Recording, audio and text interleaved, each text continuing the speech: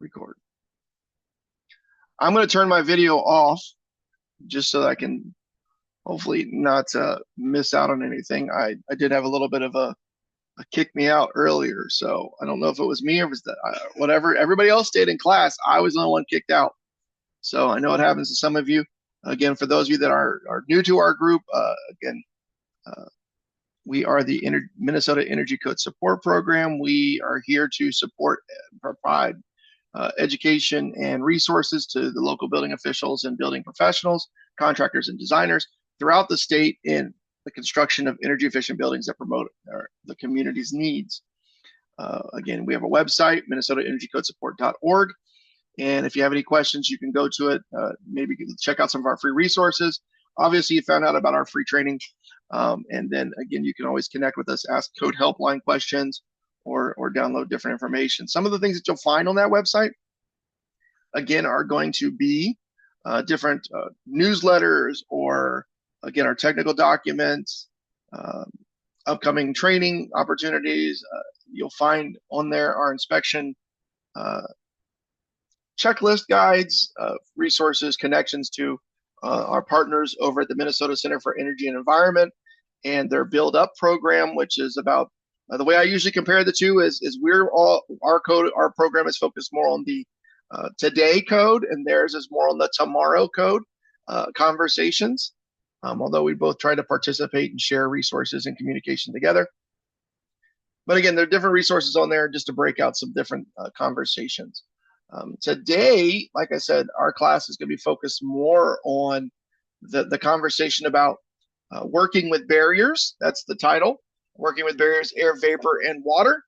And so I usually start off most of my conversations with the same question, or the same comment for those of you that may have seen at the either the U of M event or the ICC Region 3 last couple of weeks. I always ask or start off with this one. If you understand the why we do something, we can figure out the how. And why we do certain things is going to be that critical conversation. It's all about intent. What is the purpose behind what we're doing? And the purpose of the energy code as a whole is to provide that minimum expectation about methods of construction that govern the control of heat loss and considerations like illumination and climate control. But when we think about air barriers, we think about these barriers, water resistive barriers, vapor barriers. Why do we have them? Well, that's because we're trying to control the environment inside our building. We want to make sure that we mitigate and have control over the different components in our building. So we're going to break these out into what the code identifies as really three different barriers, right? Our water resistive, our vapor barrier, and our air barrier. Each one performs a different function, and you can have instances where one material can be utilized for all three. If we primarily we find these barriers. Barrier is the old term. We typically call them now, water resistive barriers, but resistive barriers or vapor retarders, because if we say they completely block something out, then there's some lawyer that comes along and says, oh, really? Let's talk about that, right? But we know that for the most part, these barriers are part of our building thermal envelope. And when we've talked about our building thermal envelope in the past, I like to take it simple. I like these four concepts about identifying the location, the material, and then the controls. How's it? It really breaks down to where is it, what is it, and how is it working? How's it doing it? And so when we think about barriers, that most basic concept, right? If you go back far enough in the code, you go a decade or two back, well, more than two, probably 2 decades or 3 decades ago, we think about some of the model codes that existed.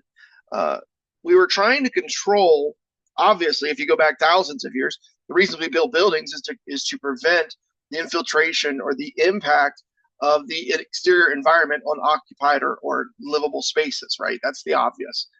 We understand that we want to keep the sun's heat where it is and keep the rain and snow on the outside where it belongs, right? And that's why we build what the building code calls an exterior wall envelope, right? That provides that level of protection against the effects of the environment. And that's where we really start talking about things like water resistant barriers, right? That water barrier is, for the most part, why we started to build exterior walls, right? We wanted to keep the water out, keep the snow out, and so we needed that level of protection. Um, where the energy code comes in, and just to kind of remind us again at the beginning of the process, when the energy code comes in, it's about separating conditioned spaces from unconditioned or exterior semi-heated spaces, right? We really think about if I have a space that I'm trying to condition, I want to have control over that space. I don't want to have a situation where I have uncontrolled heat loss, uncontrolled air movement, uncontrolled moisture intrusion or into these different assemblies, spaces, and components, right? That's really what we're looking at so the why we kind of can understand, right? The intent. We want to protect, isolate, and control our environment, both into for our conditioned spaces. We can all agree that makes sense. Now, I'm going to say this because I know it's been a couple weeks since I taught online. If you have any questions, feel free to pop them in the chat, raise your hand, put them in the Q&A, and we'll try and address them. And if you have any questions along the way, you guys know, just ask away. But when we start to really think about these concepts, it's not only about identifying the why, it's also identifying where, right? Where are the barriers? I did a project 2 days ago on, I think it was Tuesday, looking at a building that was being built. It's a multifamily mixed-use occupancy, part of a series of buildings being built. And when they provided a very nice thermal envelope sheet, right? A single sheet. They took the different, elevations and plant bird's eye views of the building, and they showed where that thermal envelope was, just like what we kind of see here in this example project. But what they didn't, one of the things that I noticed, and I'll kind of zoom in here, this is not that project, don't worry, but one of the things in that plan I looked at yesterday or Tuesday, that thermal envelope didn't provide continuous, it didn't identify a continuous path entirely around the building. There were 2 sections of it that did on the 4th floor where they made this vertical transition. Let's see if I can do this. Oh, we can't. So this vertical transition to a horizontal roof system, and that vertical system was not colored, right? It was a broad red line, and it identified that material all the way around the building to different units. But then for some reason at that top element, it was not identified. So there was a break in that continuity. So it immediately pinged my interest. So then what do? I immediately know I need to pay attention to that 4th floor when it comes to my barriers. Later on, I identified that did continue. It was just probably a graphical error, depiction error. But it was one of those things that I think was important. It was a great learning moment, right? The builder showed that it passed up and around all the different units, but in this 4th floor, around where it extended, the elevator extended above, there was some it didn't show it, and then around an access point for a deck area, right? It just didn't show that it was there. So it was a great opportunity to say, okay, it's being provided. I know it's there. It's just maybe not depicted properly on the plan. Now, I'm not a jerk. I'm not going to send out a, hey, fix this or go or start packing, buddy, right? But again, it gave me that opportunity to take a little side note and say, hey, make sure I verify these materials. So identifying the where that barrier is going to be located is going to be part of this conversation. Now, remember, what we try to do for the next couple weeks or months is break these components into 3 parts, right? This is that higher level code conversation. Then next week, we'll do more of a plan review, looking at a bunch of different plans and how we evaluate, identify. Then the following week will be the inspections associated with these different systems and ideas. So again, part of that fundamental expectation is that we identify where this material is going to be. And then we got into this idea of what's it doing, right? We understand that when we think about the thermal envelope, we think about that as that component that resists heat transfer, right? The conduction, the movement of heat from the interior space to the exterior environment. And so that's what it's trying to do, is slow that movement of heat across it. But what does the air barrier, what does the vapor barrier, the moisture resistive barriers do? Well, they're trying to do similar expectations. They're trying to control what type of moisture gets into, and then how do we control moisture escape. Now, there are smart vapor and water resistant barriers. There are materials today that exist that we didn't have 30 years ago or 20 years ago, right? That before it was, the cool thing in town back in the 50s was putting felt over your exterior sheathing before you put siding on, right? That was the front runner of moisture resistant barriers, right? We can all, and then we started making sure it was applied to where they had the wax exterior on it, right? To where we would resist moisture infiltration into the felt, which then would go into our wall assemblies, because we understand that, the impact, and again, you guys understand this just as much more maybe than most when it comes to even some of the cool climates, right? Ice and snow. When we think about the phases of water, right? Water comes in three phases. We all learned that, should have learned that in science class, right? That there's liquid, solid, and gas in the phases of matter. And so with our liquid water, we understand rain, right? We see rain falls. We want to keep it on the outside. And so we see water resistant barriers for that purpose. When we think about solid rain, right, otherwise known as snow and ice, we understand that those moisture, if we put it, when we think about if the snow comes and sits against the house, we're going to get moisture start to accumulate. It's going to melt first, most likely right there in contact with the building thermal envelope. And so we're going to get moisture accumulation and saturation in those areas.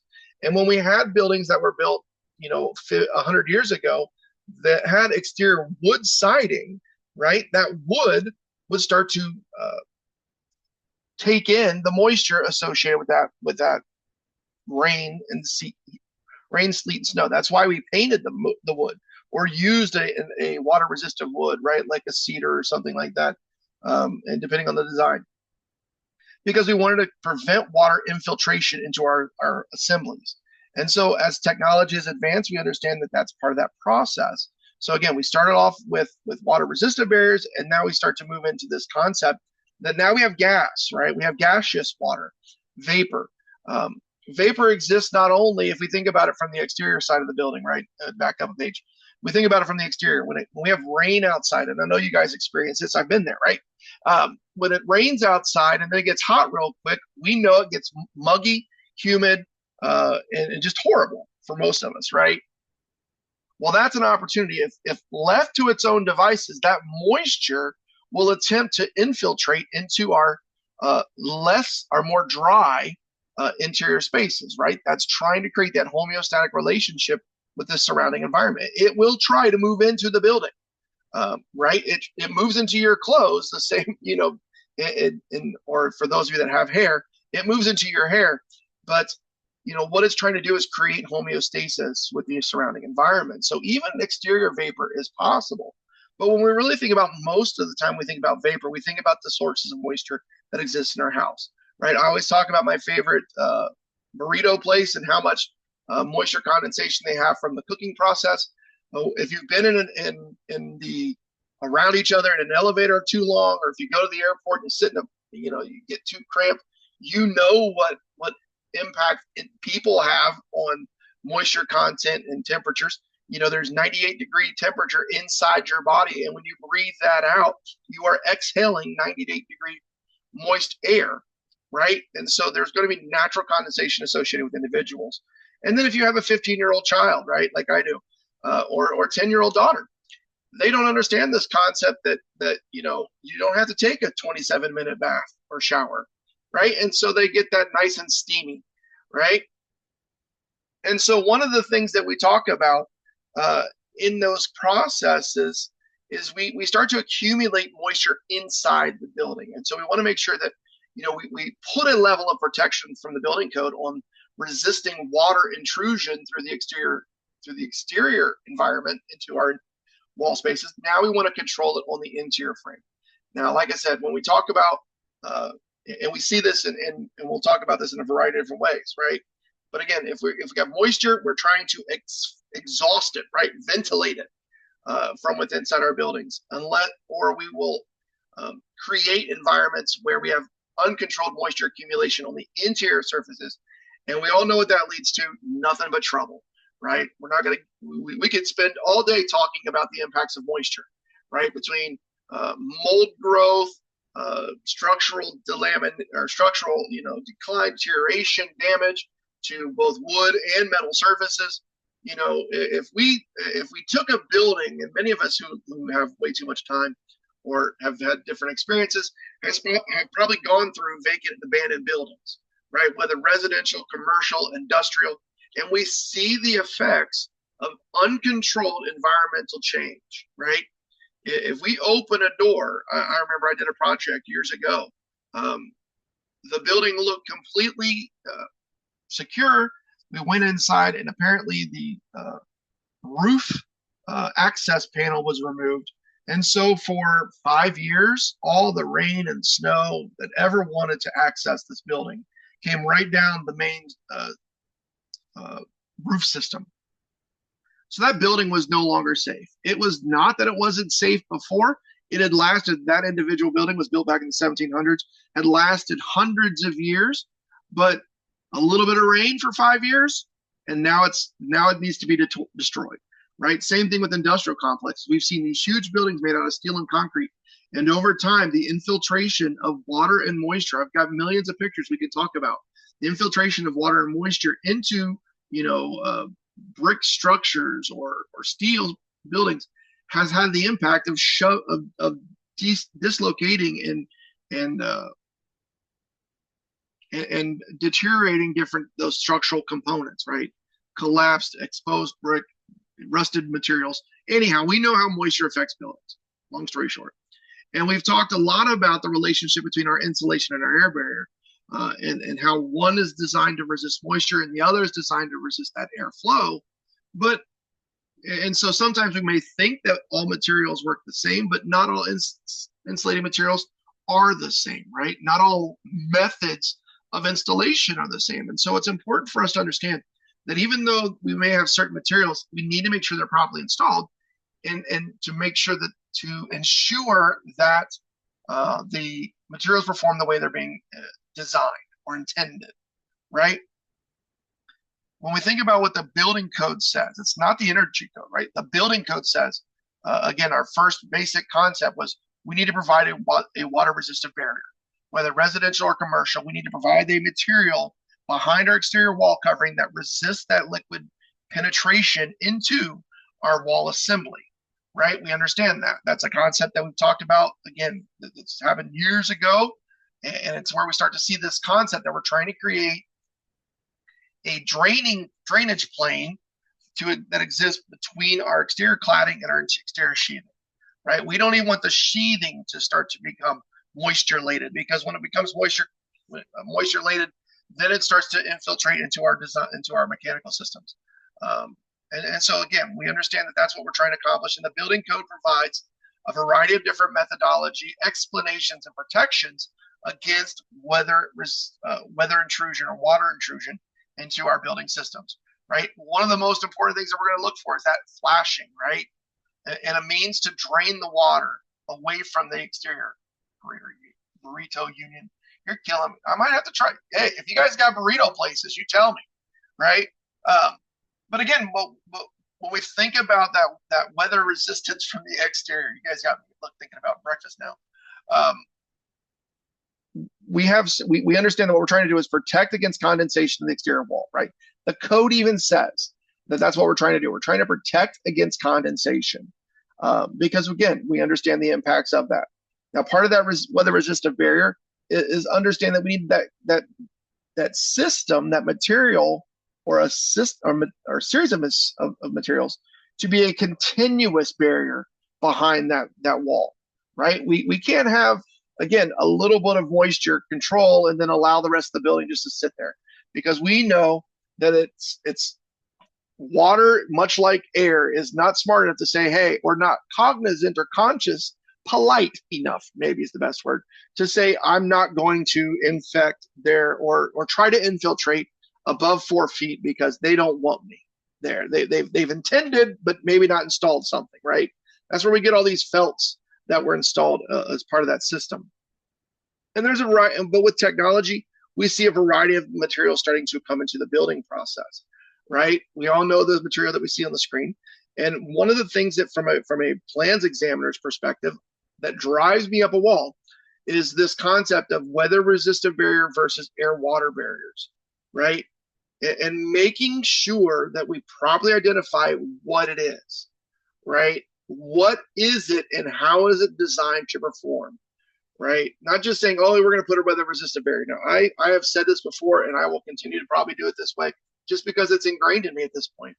But when I work for a jurisdiction, we build our contractors based on our number of hours during plan review. And we'll talk more about plan review next week. But as a general idea, um, I hated reading 300 page, 400 page spec books. And so if I would come to a water resistant barrier, um, I'm going to need you to tell me what page it's on because I'm not building this building. I'm going to ask, what material are we providing? What is it doing? How is it to be installed? There was conversations recently about, the method or how do we document the method of installation? Do we print off or do we QR code or do we website it?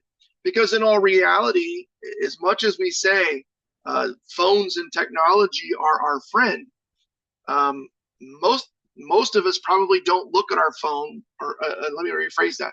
Most contractors aren't looking at their phone when they're trying to install a wrap, right, or a wall system, right? They're not going to say, hey, how do I flash this again, right? So are there times when we need to, uh, think about how we document the method of installation? And I'm not going to say, hey, before I put this wrap around this building, let me run back and check the spec book, right? That's not going to happen. I'm just going to put it up there however I feel like it, whether that's the right way or not. And that's going to be the problem that we create. Now, I talk about this a lot in different trainings. I'm always thinking about the liability shift, right? And so I want to have this information so that one, I as the building inspector or the plans examiner can say, I verified this material. Then when it comes to who didn't install it, it's not me. It was identified. It was a part of the approved drawings. If the contractor didn't do it, that's on them, right? If the inspector went out and was able to see some of it but wasn't installed properly, right? Because he wasn't given all the installation instructions. Again, that becomes whose problem. And I don't like to have that problem. I like to make sure we think about all those considerations from the beginning of the process. We were talking about a project. I know many of you that may have seen Gil over at one of our recent training conferences. He's talking about a project where they're doing a 7-story addition to a hospital. And part of that, instead of just saying we're going to install based on a water resistive testing methodology, we're going to install it and then test portions of it, right? And so they're actually going to operate or complete those wind-driven high-pressure water penetration tests. And so these people are going to be doing this. So the city wanted to have their inspectors available to verify, to see how those tests are done, so that we understand how the testing process should work. Not every project does that. And so in those opportunities when it happens, jump on the opportunity to be a part of it. But a lot of times we see it installed based on tests that were accomplished. And so again, we need to understand how it's installed, what's being installed. And again, what are we doing here? Weather resistive may not always be water resistive or air resistive. Well, let me rephrase. Weather may be water, but it may not be air. Because we understand that while water is the larger side, vapor is the smaller option, right? We start to get smaller as we get more gaseous. And vapor, again, permeability is a defined term in the building codes, right? And we understand that vapor retarder classes, the definition of what is a class 1, 2, or 3 rest in that definition section of the code, right? We're looking at the permeation levels, the perms. Perm is the actual unit of measure for the for vapor permeation. And so what we're trying to do is prevent vapor diffusion permeation through a material. Because again, we talked about this before, when there's high humidity outside, it's going to try and make its way inside because of pressure differences. And when there's high humidity and vapor inside, it's going to try and push its way outside to create that homeostatic relationship. And so the thing that rests between those two areas of high and low pressure or high and low humidity levels is our building assemblies. And so where we usually see a lot of that vapor diffusion is when we start talking about this type of penetrations, right? This is going to be one of those key areas when we start talking about inspections and in the plan review process. You know, when we design buildings, we design them in the vacuum of reality, and so we're expecting that when receptacles, fixtures, outlets are put in, that they're going to be perfect, right? Perfect, perfect, perfect. And so when we get to reality, they're not always perfect. And so we get this kind of voids to exist. And like we've said before, water and vapor are not polite and say, hey, I know you didn't want me here, so I'm not going to barge in and try to penetrate through this receptacle. We've all seen buildings, way too many buildings, and know that this is probably a good example or a common example, and that we're not getting, that we're not sealing these penetrations, these covers. That's why the code starts to identify air sealing associated with receptacle covers or fixtures, because we're trying to prevent air loss associated with these designs. And we'll talk about that more when we talk about maybe some of the electrical expectations and things like that. But again, we understand there are certain types of vapor retardants, right? And class 1 and 2 vapor retarders can be provided on the interior side of zones 6 and 7. And so again, what we're thinking about is what types of materials can we use to prevent vapor diffusion into and out of our buildings, right? Because remember, we have vapor on the inside trying to penetrate into that exterior wall system. If we put the time in it to resisting vapor water intrusion from the exterior cladding side of it, from the exterior side, now what are we doing on the interior? Now the code provides this quick table, right? This quick little overview of different example materials associated with different classes, right? So when we think about, again, class 1 is our most restrictive, right? That's where we're going to talk about things like aluminum and and plastics that resist vapor diffusion through them, right? That's why we use aluminum foil when we put things, when we do our Jiffy Pop, right? When we put things in the air fryer, we might put some of that in there to resist and control moisture accumulation. We see class 2 is going to be our fiberglass bath. Now, in special paints, and one of the things I think is important to understand is we've identified these materials to resist that moisture accumulation from getting into our more vulnerable components of the building's wall assembly. The one thing that I always think is interesting is when we see class 3 vapor retarders identified, right? Those are going to be those latex paints and some of these more things greater than 1%, 1.0 PERMs. How many times do we identify that latex paint as the class 3 vapor retarder, and then we verify compliance before they've actually painted the building? When I bought my house, I bought the model home and it was completely contractor white. There was no latex or vapor retarder paint, right? So there is no vapor retarder in my interior space. And then we have the people come in. How many people do we know move in and, oh, we'll paint this room now, paint this room later, right? Well, the room that doesn't get painted is the one that has moisture accumulation.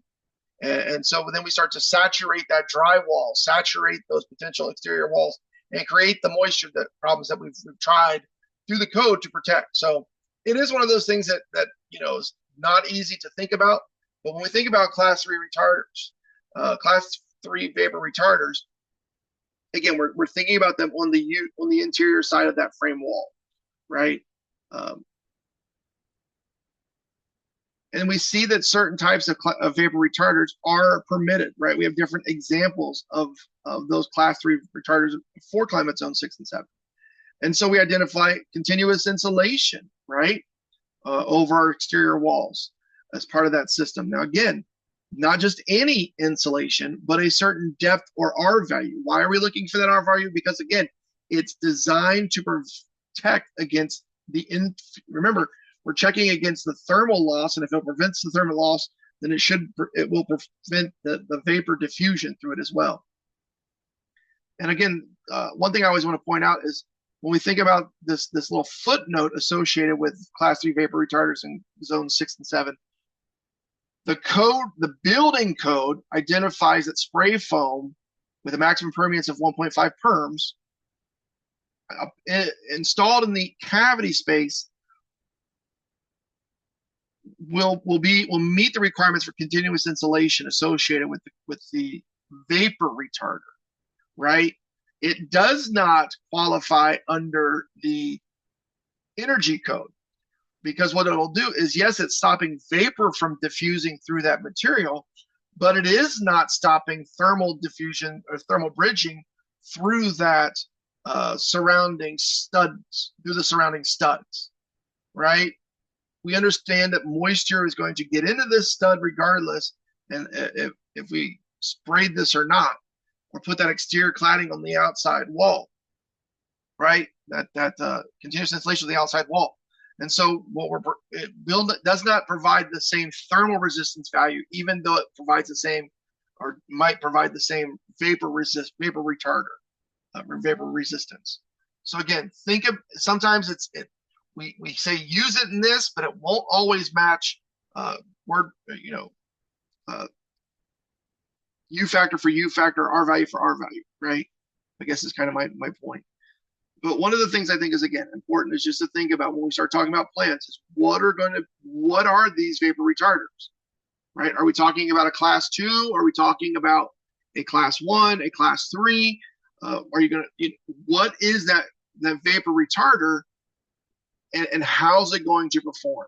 How's it going to be installed? Because what we see here is that we're, again, just a vapor retarder with the 21 batt insulation.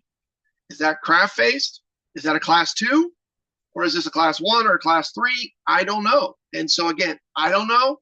Answer is no. I need to have more definition. And again, I'm not going to spend 3 hours checking spec books. I'm going to send a comment that says, please provide, and let the architect do it, and send it back.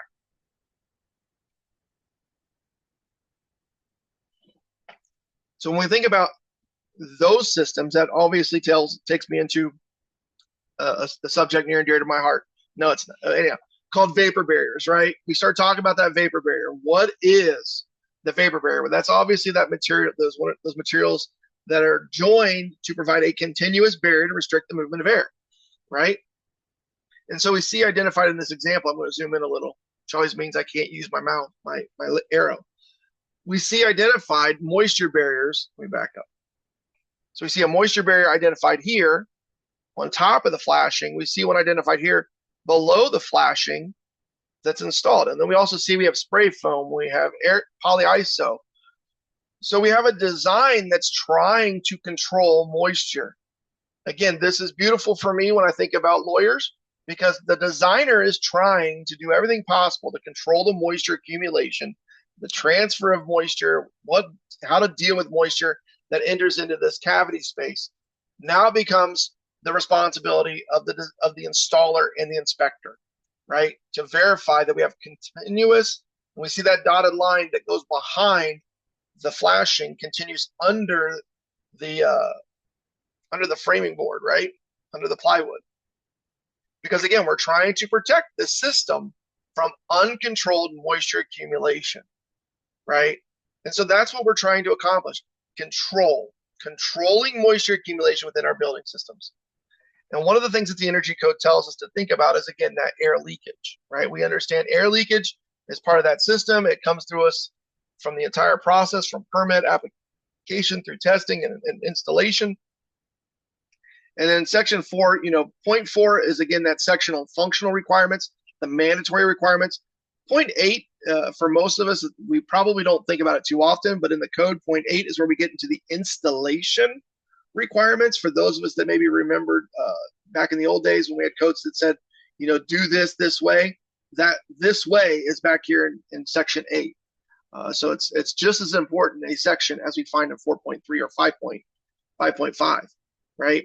But again, part of that relationship is understanding what we're doing is not only resisting thermal conduction, but resisting air control. They work together, and sometimes we get one material that will do it, sometimes we don't. And that's why it's important to understand the relationship, right? It's important we start to identify those air barriers, right? We see identify here, this is a class 2 vapor retarder, right? So we know what's going on and we know where it's supposed to go, right? In relationship. Do we want that a vapor retarder on the interior or the exterior side of that wall system? Well, obviously one on the interior, because it makes no sense to allow vapor to move this direction, get into the bath, and then stop it on the inside, right? We want to resist moisture accumulation within this vulnerable material of our batt insulation, especially if we're using something like a mineral wool, rock wool, one of our, wood fiber or sheep's wool, or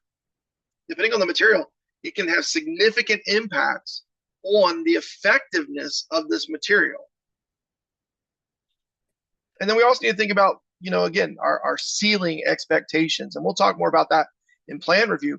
But where are we sealing these systems in this relationship? And how are we protecting that air barrier to make sure it's continuous throughout the building? Now, the code gives us, when we talk about the continuity of the air barrier, it gives us two options, two main considerations, right? We can, I take them backwards, right? The first 5.4312 is about design and installation. And my thought is, again, I like the fact that it's, we identify, specify up front that there's going to be a test, but then we get into this idea of how do we design, how do we install to provide that level of testing and performance expectations. So we think about that design, we think about the materials, right? What are we going to be using and how's it going to operate? And the code gives us the basic understanding of what types of materials can be used as part of our air leakage controls, right? It tells us that materials have to provide a certain level of air leakage, 0.004 cubic feet per square foot, and certain assemblies at 0.04. Now it gives us a list of materials commonly identified to meet the levels of air leakage that we see required, right? So that's that list of different plywoods, OSBs that are certain depth or thickness. Again, some EPS boards, sheet metal, different types of, this one here identifies our closed cell spray foam, closed cell, right? Not open cell. And it also gives us certain assemblies like grouted painted CMU walls. Common misconception is that the void, so we got a comment, the vapor moisture source is coming from the exterior, so many argue that the vapor retarder should be installed on the cold side of the installation rather than the warm. That's exactly right, right? That's the point of this kind of a graphic here. And that's why it's important to identify that the paper with the paper facing out, I would rather have had the out or to the interior, right? Because if I've got a water resistive barrier here, the water that's resisting moisture accumulation inside that space. If I allow that air, that moisture to move towards it and don't resist it until the interior cold side of the building, then again, what was the point of installing it in the first place? Right? So it's a dual concepts of moisture protection, vapor protection against the building. And that's why a lot of times you'll see the water resistive, air resistive material on the exterior. If it's stopping the air and installed properly, it will stop the moisture, right? The only problem that we usually see is once it's in there, how do we get it out, right? And that's part of the reality of where we all live and where we work, that we know that certain materials, my neighbors just put on a new roof, which I thought was a little weird. You put it on at the end of February, but it rained on Tuesday. So all of their shingles, which are wrapped in plastic still, but all their shingling was rained on for a day or two. If they were replacing actual sheathing, that sheathing would be wet when installed. And so how are we controlling moisture accumulation, right? And so that's why it's important to think about, when we think about these materials, it's how they're installed, right? The exterior walls facing is exposed without an exterior moisture barrier. So again, what the code is saying, painted to identify this as a moisture leakage expectation, right? If we're trying to control The CMU wall. The question is CMU buildings, how that where the exterior wall is exposed and no identified exterior moisture barriers is included. That's when we start looking at what the code says. The code says you need to either paint it or apply a water resistant layer to it, right? Or a moisture air barrier to it. So again, we're trying to think of ways to protect, grout, seal these CMU systems. And again, that goes back to what are we doing? You know, most of us have been around concrete, CMU walls, exterior walls, that kind of thing before. And so we see what happens when moisture hits this cementitious, porous material, and it sits in the cold long enough on the interior wall, we start to develop moisture, right? And a lot of times it was the simple thing was, oh, let's fill it with bad insulation. We'll fill it with some blow, right? Blown in. I always forget that. Blown in. I don't want to go to prison. You know, the DEA might be listening. And so when we fill it with blown in insulation, it doesn't stop the thermal bridging component of this system. That's why the code says it has to be fully grouted or painted to fill those holes, right? Because that's the reality. We can't just say, hey, I built a brick wall and it's great, right? I built a CMU wall, it's great. Well, no, we have to make sure we protect it. I think I used the example a couple times where I was in January, I went to a conference and we were doing a walkthrough of a historic brick building, 3 wide brick building. And they talked about how they applied, they grouted and applied an exterior coating to the brick in order to prevent air infiltration. And so my question to them was, what's the maintenance protocol? How often do you go back? Oh, it'll last 50 years. No, that's not the question. It may last 50 years, but in the environment that we live in with chemicals associated with smog and pollution and all that, and teenagers, is it really going to last 50 years? Probably not. But what are we doing to maintain it, right? And the same thing with the brick wall. You paint it, and then we can have access to again, a water air resistant material. List is for items installed on the cold. 5.8.31 list is for materials installed on the cold side of the wall. How do you require vapor retardant on the warm side of the cold? The code only requires if you can use be on the cold side. Let's see if I got that right. Oh, I got a couple questions here. Thought I saw a hand. So when we start talking about these types of systems, let me see if I can pull up the code real quick. And you guys can't see it. Let me pull up the wrong code. I'll keep that question. We'll get through this and then I'll come back to that question. So the question is asking about vapor retarders, whether the code says the vapor retarders go on the cold side of the wall or the warm side of the wall. And so we'll get into that here in a second. And so one of the things that we do, so we identify the types of materials, but we have to also do inspections, right?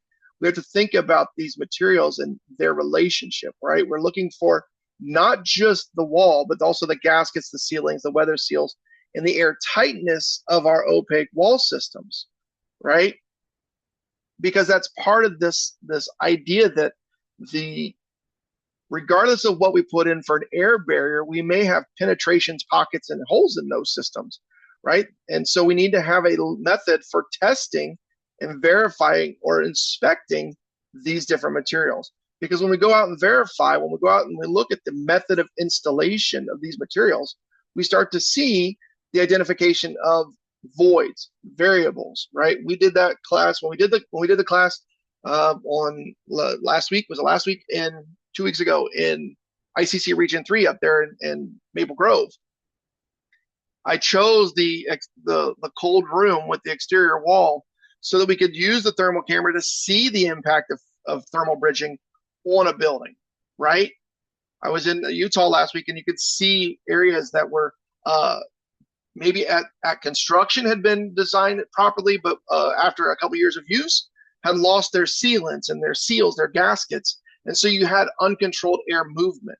So that's part of the process of design, is also understanding the method of maintenance, right? In that concept, and making sure that people have all those pieces of information. 5.8 provides us a list of different materials on the installation of insulation and air barriers. And more importantly, what we think about is there might be materials that are designed to be installed particular ways, right? If we think about the installation of insulation that's supposed to be filling and having substantial contact, that comes one from the standard, but also from the manufacturer's installation, right? They're expecting that when you install this material, that it's installed the way it was tested, right? Under 5 points, we've got a couple questions in here. To go back to the building code to ensure that the proper building is CI. So the question is, if exterior continuous insulation is traded under the trade-off components, it would be critical to go back to the building code to ensure that the proper permeability of the continuous insulation is met based on what the plans indicate for the interior vapor retarder. In other words, it seems like there are cases where the trade-off might merit using a higher or lower vapor retarder class. In this picture, the vapor retarder required to be installed over the craft. So in the picture that's on the screen now, the craft face is the vapor retarder, because remember, craft face bad insulation is a class 2 vapor retarder being utilized on the interior surface to prevent interior moisture from entering the cavity space. And I think, the comment about whether or not when we start to trade off certain components, that's the reason why it's important we identify the entirety of the envelope at plan review and make sure it's installed, right? Because yes, it is possible if we start trading off materials in the building trade-off process, then we run the chance that we may skip or misidentify a type of insulation, right? Just because we said we're going to put 21 in the wall doesn't mean that we've considered the relationship between that different materials and their air permeability, vapor permeability rates, right? But not at the joints to be overlapped over. Yes, and that's one of the things I would point out. So the comment is talking about these at the framing. So one of the things that's identified is the method of insulation says that this should be on the framing, not inside, not tucked inside. So again, what are we going to start to get inside this framing is going to be, again, a level of moisture accumulation. And so again, proper installation, is this nitty gritty? Is this nitpicking? I don't think it is, because again, I'm trying to make sure these buildings last, not that we have unnatural, uncontrolled moisture accumulation because we misapplied those wall systems. That kind of goes back to this concept that we see identified. Oh, did I not include it? I thought I included it. So one of the things that there it is. The grade of installation of insulation, right? One of the things that you see associated with the methods of installation is, how well did you install it? And so if it says to fill that cavity, then fill the cavity. If you look at a craft face and it says to fill the cavity, but also to put it to staple it over the framing, right? Not behind the framing, over the framing, then that's not installed properly, right? And now we need to think about what moisture are we going to allow to begin to saturate this area. And again, are we going to install some gyp board over it? What else are we doing? Because what will happen is we get moisture that stops here, runs down this line, and starts to pool right there on that top plate or on that structural member, right? It's a reality that we've seen, and if we do old school inspections and you go into an existing building, when they re-roof a building, if it's not installed properly, we don't have proper ventilation of this space, then we can see examples of where rotted roof systems and structures exist. And again, I think that's one of those things. When we talk about air spaces, one of the reasons the code identifies air spaces is because air can be an insulating material when properly installed, right? If we're trying to prevent air movement, then that's what we're trying to accomplish here. We use the example. I love to use the example from Dennis the Menace, right? When Mrs. Wilson would put up a pie on the window, she was using natural airflow to cool that pie, right? That's different than if we just set the pie on the counter and let it naturally, conductively cool. And so when we protect, design and protect air spaces, We need to make sure that that air does not move if we're using it for thermal thermal resistance, right? So it's all about understanding why we put something in something in a component, why we designed it to operate this way, and not just to say, well, I'm just going to shove it wherever I want and I'll fill this void. That void may exist for a reason. I have a project I'm working on. It's got an 8-inch, 10-inch rafter bay. They only want 3.5 inches of that material, of that bay filled. They want that other 4 inches of bay to provide airflow for drying of potential moisture along that roof sheathing, right? They've intentionally designed it for that purpose. And so again, it's one of those calculations, conversations to have to think about in our roof design. Now we'll have a conversation about roof design. I think I'll add that to the list. What cold roofs, hot roofs. We've got a couple classes on the roof on the building science behind roof designs. Again, there's other things identified in the code, including recessed equipment. Well, we think about air leakage associated with different equipment. And so what we're ultimately expecting is that these barriers are installed properly, right? I've got contractors, maybe my contractors aren't as good as yours, but they would install sheathing or exterior cladding, not caring about whether or not this was properly secured, right? They would just install it. Hey, I'm the exterior guy. That's not my job, right? But we understand that different materials perform different ways. As a water-resistant barrier, if we look at the installation instructions, right, this material is supposed to be overlapped upper over the lower by 2 inches, right?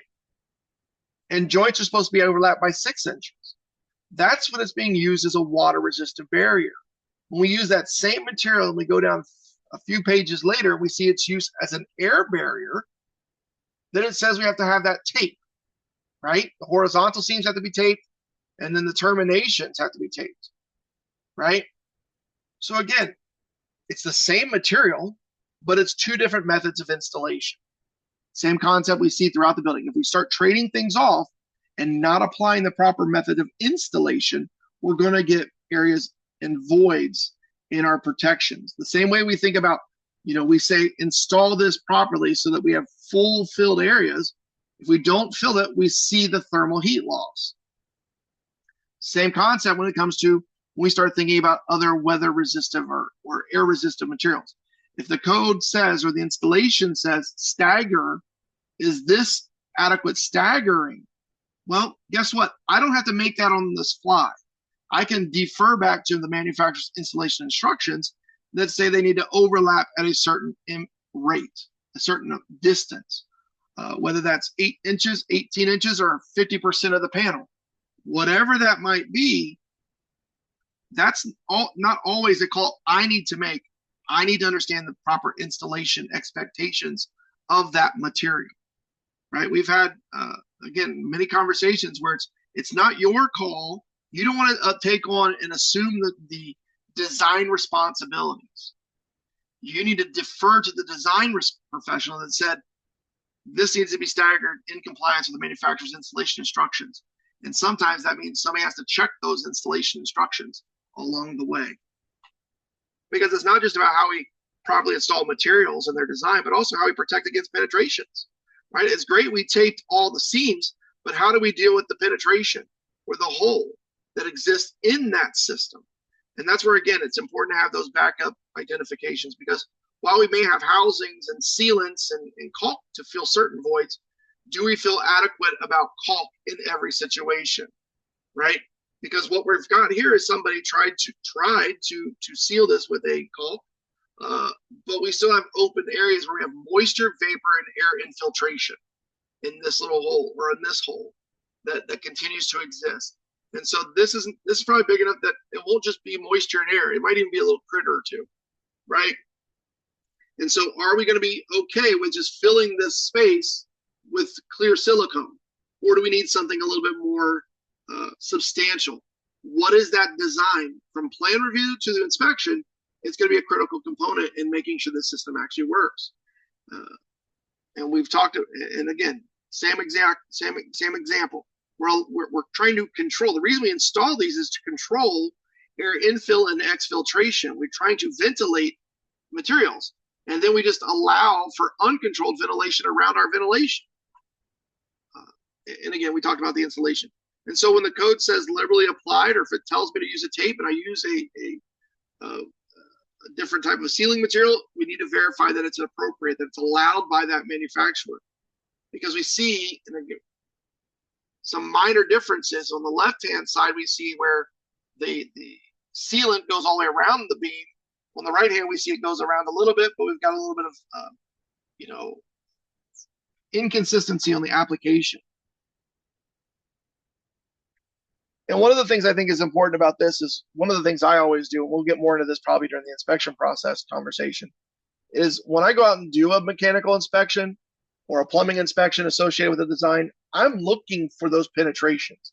It's not only when I do inspections for insulation or for air and energy, I'm looking at them continuously, right? If this penetration into this CMU wall, I want to know it's been sealed. Because again, this is going to allow uncontrolled moisture and airflow. So if I'm doing a mechanical, I'm doing plumbing, I'm doing electrical, and I see penetrations of what has been identified as my air barrier, vapor barrier, or water resistant barrier, I'm going to identify and say, hey, how are we fixing that? Because again, it affects not just windows and loading docks, because we've seen loading docks identified before, but it also influences conversations like the ones we had last week regarding entrances and vestibules, right? When do we need a vestibule? What's the purpose of the vestibule? It's to be that little, space when we transition from exterior environment to interior occupied space. And so how are we identifying them? Both on the, again, examples of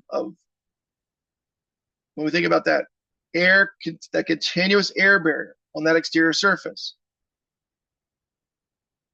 Real quick about testing, because I know we don't have a whole lot of time. Testing, remember, there's two options. There's whole building testing, where we talk about what's required for the building, 0.4 CFMs per square foot. It allows us to test it either separately or together, whether we want to do, again, one test for the semi-heated, one test for the heated, or we want to do everything at once, normalized across the area. The important thing is, remember, this is supposed to be identified at the beginning of the process so we know what to expect. But as always, there's always exceptions, and we know that if the building's a certain size, then we don't have to test the entire building. We can test certain sections and do that equivalent, that calculation for gross area weighted compliance. And again, remember, not every entrance to a building is an entrance. The code definitions matter. There's also methodologies for testing or verification when we don't get, or when we show a level of compliance that isn't perfect. We can use certain types of visual inspections, or we can use inspections through an independent third party. Again, this is one of those conversations that jurisdictions have. Again, what is the expectation for the verification process? That they're going to do periodic field inspections. They do a report. They verify the plans. They double check the plans to verify that everything's done. In an example, because we understand that not every building's the same. When we talk about group R and I occupancies, the expectation is a little different pressure rating, different level of expected heat or air leakage. But then we also, more importantly, use this methodology for testing. Again, if it's more than 8 units or more, we do 20%. If it's less than 8 units, we do all the units, right? And we test them, we average them, and we make sure that we're using an unguarded blower door. I mean, ultimately, we're testing this unit, this dwelling unit, and not this dwelling unit with we're testing the pressure of this, the air leakage of this room. If we do a guarded test, that's when we're testing the everything around it, which gives us an unnatural pressure when we talk about that testing. So again, they can do an unguarded test, they can do the whole building, not this other pressurization concept. One thing I think is important to understand, some of these conversations, some of these calculations on airflow and allowable leakage are part of a compliance path process. And so the code may say you can have 0.3 CFMs of air leakage, but maybe an energy cost or performance rating says, no, we can only have 0.1. So again, it changes based on compliance paths, just like we were talking earlier with whether or not changing in the insulation trade-off affects different designs. So do the methods or manner of compliance identified in the code. And that's why it's important to ask why we're doing it and how to kind of guide us in that conversation about how we accomplish it. I know we don't have a whole lot of time, so I'll get back to Mark about your question and add that to our next class when we talk about vapor retarders next week. Remember, next week we're going to take this conversation into the plan review side, talk more about the plan review. Remember, for those of you that might be interested, the 26th will be in Hermantown. Hope will be up in Hermantown doing a training on again, projects testing. We're also going to be doing the next day, for those of you that don't make it, a class on demystifying the testing requirements of the Energy Code. But here's just a couple classes coming up. We'll do CommCheck again on the 17th of April. If you have any questions, feel free to check out our helpline. If there are certain areas of interest to you as a jurisdiction or an individual, let us know through your survey. If you do have questions, feel free to reach out to us. If there are resources that we need to identify, one I'm working on right now is going to be a plan review checklist for mechanical systems that's a little bit more pared down than what we have online, so that, how do we do mechanical and energy at the same time? Those kinds of things. Please let us know. Again, I appreciate your time, appreciate your questions. And if I haven't got to you, I will get back to you as soon as I possibly can. I'll be sending out CEUs hopefully today, tomorrow, trying to do those maybe once a month instead of every week. So if you have any questions, feel free to reach out to us. And otherwise, we will see you next week, Burrito Union on 4th in Duluth. I'm marking it down. You never know. I think I'm going to be in Duluth soon. So you guys have a great week. Be careful, stay warm, and we will see you soon.